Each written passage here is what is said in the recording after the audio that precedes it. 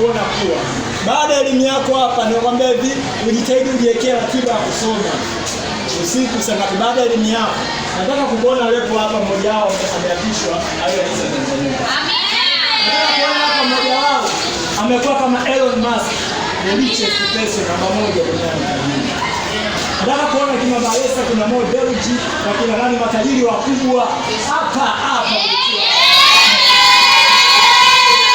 Sitamani kukuona eti siku labda ya yangu umezengua nikapanda daladala posta mia posta. Unaenda. Nitabaki na kuangalia alafu nafanya maombi. Shida gani posta mia? Sitaki kukuona unasema posta mia posta. Hakuna, wewe sio posta mia. Unalikuwa nataka kuona umepiga suti ya maana.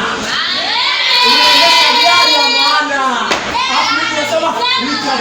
Rika. Mimi nasema asante Yesu, naingia kwenye gari, asante Yesu. Naliombea gari na kuombea. Nafurahia kwa sababu nafurahi kwa sababu huyo ndio umemfundisha nafurahi.